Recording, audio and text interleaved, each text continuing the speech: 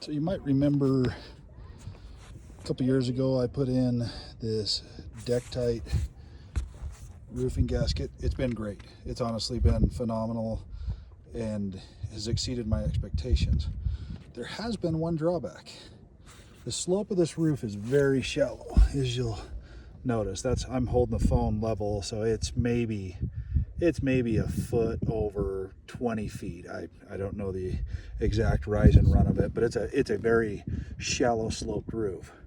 What was happening is I was getting 3 and 4 feet of snow up here in the winter, and it was finally breaking free and crashing in front of this. Now, this collar I had from when I had my metal flashing that didn't work for this flat of a roof.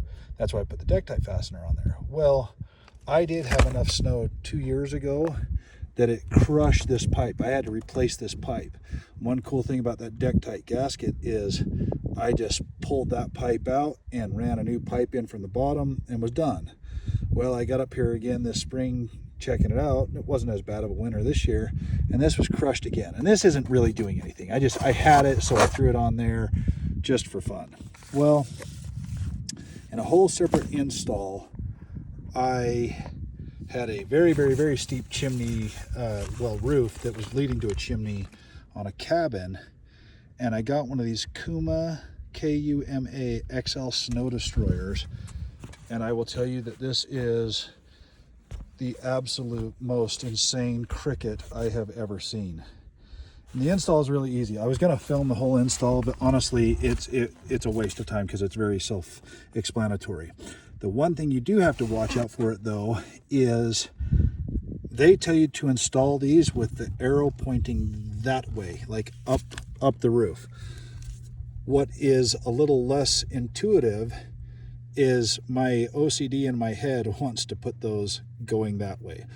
Honestly, I really don't think it would really matter much, but it is putting that point of torque forward of the actual piece itself. So, it could make a little bit of difference. I really don't think it's going to make any real significant difference. But what you do, and the instructions that come with it are really clear, but you want to position this, and notice I put this over the rib, and I even left my old snow catchers there, but you center this over the rib, how I've done right there. You can see the front of it coming down, and I put the back over this as well. And then you lay your 3 brackets there. Same thing on the opposite side, lay your 3 brackets there. And then I put these screws, these bolts, these carriage bolts and nuts, hand tight. Not even hand tight. It just get them in position, and then I'm pre-marked on my roof where they go. It's best if your front one can be through a support. The Z purlings on this roof are so far apart that wasn't feasible with this chimney. But what I could do is get the back ones in there, and the front are actually sunk in really well. This thing is, I can't even tell you how solid it is. And it's so sharp of an angle that the snow splits. It doesn't get hundreds of pounds of weight on it, but honestly, it is so solid on there. So I pre-drilled these holes a size smaller than they needed to be because I don't want to break any of those self-tappers off, because there is a steel Z purling right here that's 5-6 inches wide, that all 3 of those are in that purling. Pre-drilled those, and then I laid silicone down underneath it. You can see it gooshing out of it right now. And then I put the self-tappers in there after that, and I did have some extra silicone that was going to go bad because I don't have any plans on using it in the next few days.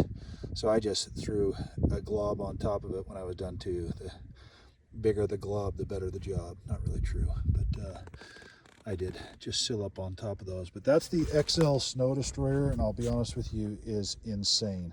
They do sell, and I have no affiliation with these guys, none whatsoever. They do sell a bracket kit that goes from this hole right here. You see those 2 holes that goes to a collar on this as well, if you're worried about snow coming over the top and crashing into your chimney. They do have a bracing kit there that you can get. I'll be honest with you, if you're a little bit handy with some EMC tubing and a collar, you can make it for about 1/4 of the price of what they sell it, but they do sell it. And if you want to stick with the brand, the Kuma brand, they have that bracket kit that goes in there. For me, locally, after tax and shipping and everything, this is a little over $300. It's not cheap, but that piece of pipe right there is $300, and I've ruined 2 of those. So, well, I've bought one and ruined one, so I'm too deep on that. Would have been cheaper to buy one of these to begin with, and I didn't think it'd be a problem on this roof, and then we had a 100-year storm 2 years in a row that put 5 feet of snow on top of this roof, 3, 4, 5 feet of snow on top of this roof, and it didn't break free, and then when it did, it crushed it. So that's the Kuma XL Snow Destroyer, and this is the XL. They sell a smaller version too. I honestly have no idea why you'd buy the smaller version, but they do. A little cheaper. $275, shipping, handling, tax, all the stuff that goes with it, and you're looking at $300. Insane. I put them on 2 roofs now, and I really like them.